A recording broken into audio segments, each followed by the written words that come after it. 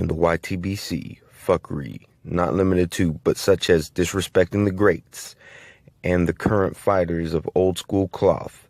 These behaviors are considered especially unacceptable. In the YTBC, there are members of an elite squad known as the Hall of Justice. In times of tyranny and injustice, our voices will be heard. These are our cases.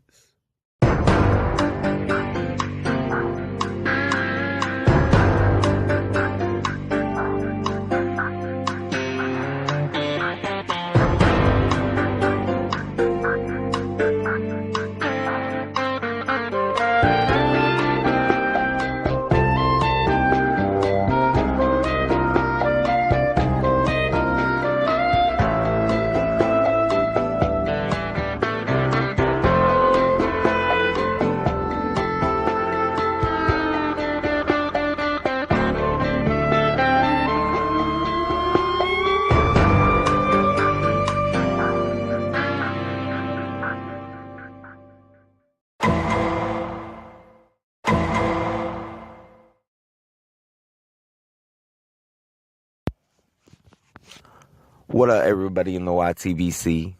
So, I've had a lot of criticisms of my own on Deontay Wilder. I've also have reserved a lot of my criticism on Deontay Wilder. Especially in recent months, I have been more reserved in my criticisms. For a couple reasons. One, I've always been a Deontay Wilder fan. So, I'm where I can, I'm definitely going to give benefit of the doubt. I try to give benefit of the doubt for any fighter, but, when you're a fan of a fighter, it's much, much easier to give that benefit of the doubt right offhand, which is funny because before I was a lot more critical, but I've never gone out and said that he's a cherry picker. I've just said, he's going down that route.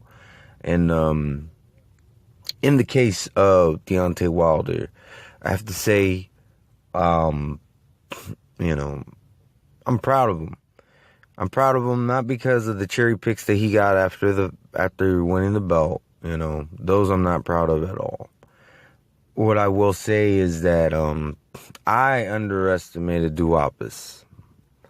And in my opinion, I think he needs more respect and more credit for Duhaupas than he really gets. So, now, I was going to go in hard on him if he didn't fight Povetkin after Duhaupas, and as we all know, he fought Spilka. But,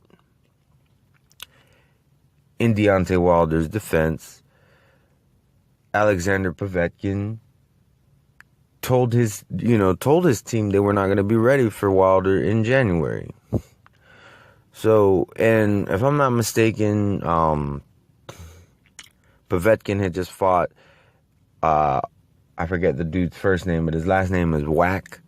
He fought him, I believe in November.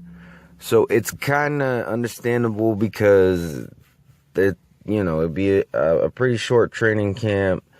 I heard rumors that he wanted to spend the holiday season with his family. These are all things that are understandable. And the thing is, sometimes things happen. We don't have to point the finger at somebody sometimes, fans. We don't. Just like with this car accident that happened with Keith Thurman. There's not always somebody who needs to be blamed. Sometimes things just happen. But anyways, back to Deontay Wilder. So, it just didn't work out. And I don't think that Deontay Wilder should have just said, well, I just won't fight in January. He got a worthy opponent. I think everybody can agree that Spilka did even better than we thought he would. A lot of people had Spilka winning the fight up until the point that he got knocked out. So, I wouldn't say that Spilka was a cherry pick. I would say that Spilka, since Stavern, was Deontay Wilder's best opponent to date. So, in the case of Deontay Wilder, oh yeah, and before I say that, also, everybody thought that if Povetkin won this purse bid that he was going to vacate. I was not one of these people who was saying that he's going to vacate. I was reserving my criticism. And I know the fight is still not made official, but at this point in time, I don't have any reason to believe that Deontay Wilder is going to back out. Everybody's already heard the statement that he said that the belt doesn't belong to him. It belongs to his daughter. I think that Deontay Wilder's heart is in the right place. I do think that using his daughter as inspiration, as motivation, is a very positive thing. I do like how Wilder was concerned about Spilk after the knockout. Shows to me that he does have compassion and that he's not just in there to hurt people. That being said, my verdict on Deontay Wilder is that he's on his way to becoming a true champ. Y'all have a good day.